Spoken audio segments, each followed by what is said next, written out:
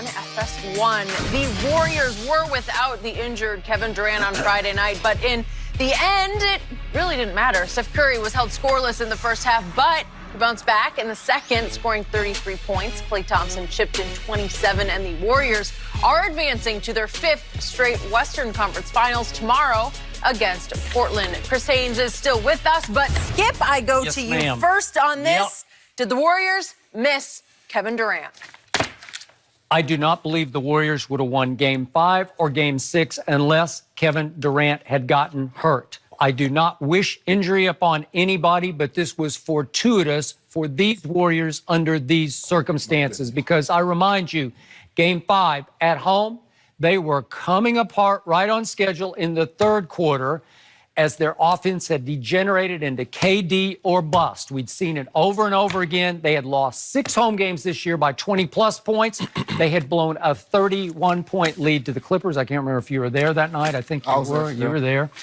And too often it looked clunky and awkward and completely out of sync as they looked to Kevin to save us. And for sure, Steph and Klay had lost their flow and their rhythm and their green lights, at least their psychological green lights, because it's like, well, should he be doing it or do we get to have a shot now? Right. And all of a sudden, he finally made a big shot to sort of stave off the Houston rally. And he came down and pushed off on his, was it right calf? Yeah, right calf. Right. Boom, gone. I don't know what happened, but all of a sudden, as Steph said, we went in the huddle and we looked at each other and we all smiled. And I think they said to themselves, gee, maybe we can now prove that he isn't our whole show. And I'm sure you've heard some quiet resentment of the fact that Kevin Durant is gone. He has not one foot out the door. He's got both feet out the door, probably heading for Madison Square Garden in New York.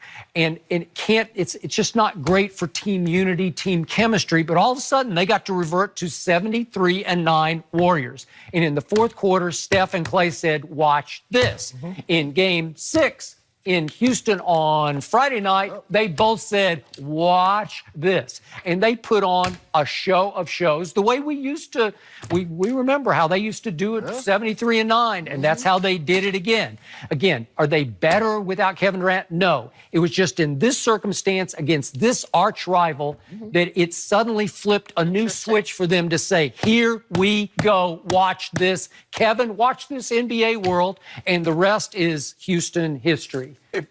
If you don't mind me asking, you've come on this program. Best player in the world. He's the best player. Why would a team lose a game with the best player in the world? Why are they better off without him? What did Draymond Green tell him? I know what What did he tell him? I know what Draymond said. But I need you to understand. Draymond said, we won before you got here, right? Isn't that the quote? I think you had that quote, right? We won before you got here, when he called him the B word. I'm gonna add a little brother. The brother word. Brother. Yeah. They are a great team without KD. KD makes them unbeatable. That's the difference between the two. Okay, I'm not sure they were unbeatable at that moment in Game 5. If they thought they could do this without KD, they're not getting their ass on a plane and going to the Hamptons. That's why they did that. They did. Yes. They just blown a 3-1 lead. Right. Okay. But when you got that guy, you don't blow nothing. You blow people out. Well, they are still a proud team, Skip. Steph Curry is a 2-time league MVP. The last time he won that award, he got all of them. He got them all. Nobody can say that. Back to back. Klay Thompson is one of the top 5 shooters in NBA history. He is. They won 73 games before KD even came to the Bay Area. 4 of those 5 guys that were on that roster started Friday night. Yep. So they know what they represent. This was an opportunity. Sometimes we fall in love and everybody, well, this is who they are now. Still, like, y'all forgot about me. I got more MVPs than KD in the regular season. You do know that, right? So we're not going to take anything away from KD, but we were the Golden State Warriors before KD came. Don't ever lose sight of that. They showed you. They just showed you that. What they're made of. You never underestimate the heart of a champion. And they were champions before, and they were so anxious and giddy to show what they could be again. So even if KD leave, they're like, okay, in the NBA, you think if KD leave, all of a sudden we gonna go down to the 7th or the 8th seed. Wrong. I'll say this. I was very shocked that they put together that performance Friday in Houston without Kevin Durant. It was a foregone conclusion to me that we were going back to Oracle for Game 7. Yes. It got to the point where it was about 9 minutes left in the fourth quarter. It seemed like Houston was season control. They were up 7. They did. Largest lead. I agree. I text KD. I said, hey, man, Game 7 is going to be crazy. He texted me back immediately. We're winning this game. Wow. Really? Then after the game, players, coaches went out of their way to bring up the fact that we need Kevin Durant.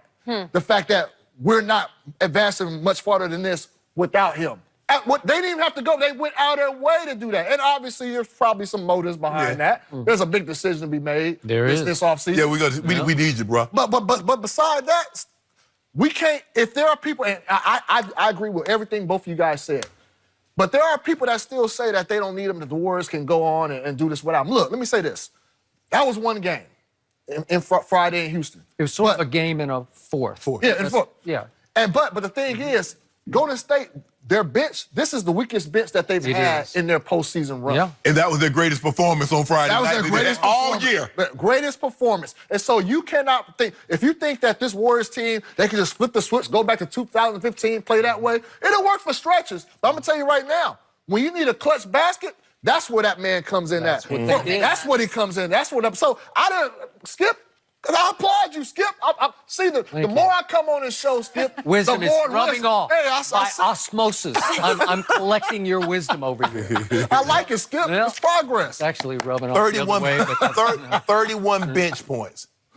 When they've been giving you about 10. I can't even remember any of the bench. That's a long But day. it was Kevon Looney had 14 to offense. John Livingston played huge. But Like Iguodala played like he was 20. But hold on, let's give some props to the Portland Trailblazers now. Yeah. Damian Lillard, C.J. McCollum, those boys, they're not going to. You know them well. They're not You going to know let 'em well. up. Damian Lillard, his home going Well, back that's to bring perfect, it on. Chris, Let's because we're bring going it to on. talk about CJ and his night. Did he have a By the way, LeBron-esque performance? do you think KD's going to play or not? What's We your have an gut? update? Any gut? I think he'll eventually play in the series. Okay, in this series. In this series, I think All he'll right. eventually I believe you're going to miss the first 2 games. All right. Thanks for your insight, Thank you. always. Way to go. Appreciate you being here. Let's talk about that performance from CJ. Was it LeBron-like yesterday? We'll discuss next.